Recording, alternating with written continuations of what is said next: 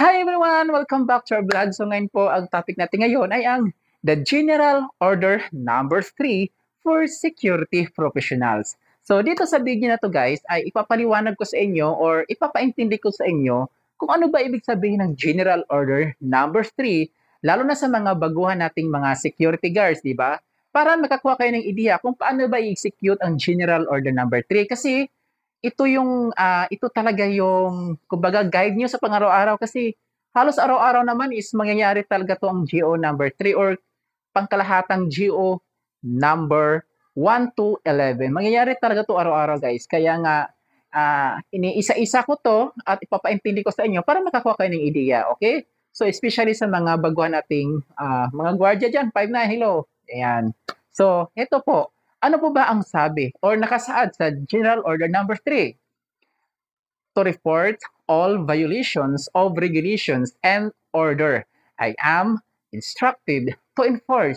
So, ang ibig sabihin nito guys ay lahat na nakikita mo sa iyong area ay dapat mong italata o dapat mong ilagbok ang lahat na nangyayari.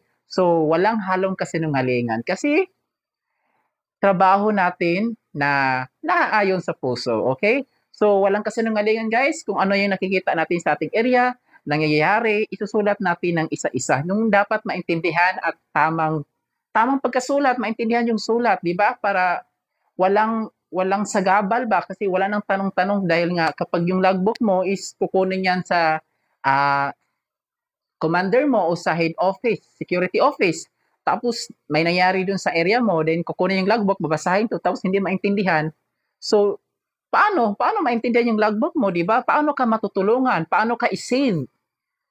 Paano ka i-save nila, di ba? Kung halimbawa may kaso, tapos di maintindihan, di ba?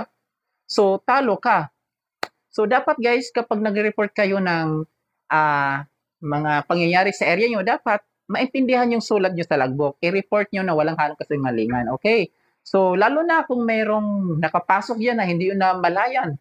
Isang tao nakapasok yan. Lalo na, di ba, karamihan talaga sa atin is nagmamakaawa para lang makapasok kasi may mga importanteng gagawin, di ba?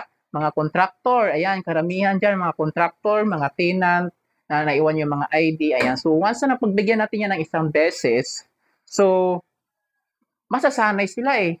Sunod-sunod na kasi yan eh. Once na pagbigyan natin yan. Kaya nga, trabaho natin 5'9" o trabaho natin mga security guard is hindi tayo basta-basta naniniwala. Okay? So, trabaho natin protektahan ang ari-arian ng ating kliyente. So, dalawang halimbawa pa. Halimbawa naman, di ba? So, si tenant, okay, close na yung mall nag-close na yung mall, halimbawa 10 p.m. Okay. Then, sinara na ni tenant yung roll-up. Dinaw na yung roll-up, tapos papalabas na si tenant, staff. Okay. So, nakalabas na siya, tapos gusto niyang pumasok ulit kasi nga, paliwanag niya is may naiwan siya. Kailangan niyang buksan yung store niya dahil naiwan yung cellphone niya. Ayan, palimbawa lang yung po dahilan niya. Naiwan yung cellphone. So, hindi mo siya pwedeng papasukin ulit kasi nga, close na yung mall. Ano pa bang dahilan niya? Okay? Ulitin ko po once na si tenant staff na gustong bumalik sa store niya, gusto niyang buksan kasi naiwan yung cellphone niya. So, hindi mo pwedeng papasukin ulit. Kasi nga, close na yung mall. Okay. So, dahil nga importante yung kukunin niya, cellphone niya. Sir, kasi nga is, cellphone ko kasi, paano kukutain ko yung partner ko kasi paano niya ako kontakin kasi susundan niya ako. So, pwede mo siyang papasukin.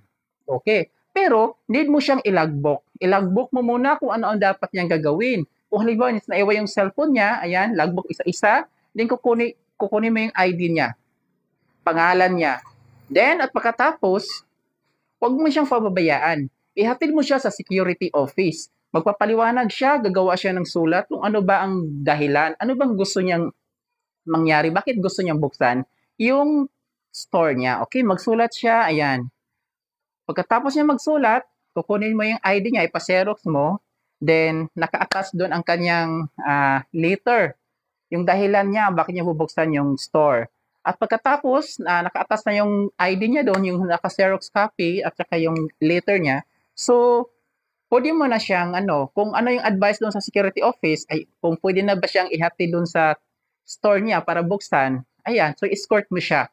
bantayan mo siya guys dahil doon pa lang safe na tayo doon sa pangyayari dahil gumawa siya ng report kung ano ang gagawin niya sa store nila. Kung halimbawa may mawala doon sa store nila, so magiging safe tayo mga security guard. Okay? So dapat maging maingat tayo sa General Order number 3 dahil napaka-importante yan. Okay? So nag-get niyo po ba yung mga paliwanag ko po sa inyo guys? Kasi araw-araw talaga itong mangyayari sa inyo. Kaya nga ginawa ito ng ating mga security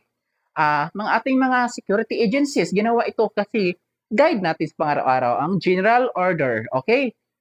So, pagkatapos guys, balik tayo dun sa ating topic. Pagkatapos dun sa ating tenant na ni-escort natin sa kanyang store, so, monitor na lang tayo kung ano gagawin nila. Ayan. Kung totoo man yung sinabi niya is cellphone lang po yung naiwan, so dapat ipapakita niya na cellphone lang din po ang kanyang ipapakita sa atin. So, yun lang po, monitor lang, dahil lalak na po yung roll up. So, ayan, papalabasin. Monitor pa rin natin hanggang sa palabas yung staff ng tenant. Okay? Kasi hindi kasi pwede yun guys na close na yung mall, nakalabas na yung tenant, tapos papasokin natin kasi may naiwan. Hindi pwede yun. Once na naka-close na yung mall, hindi na tayo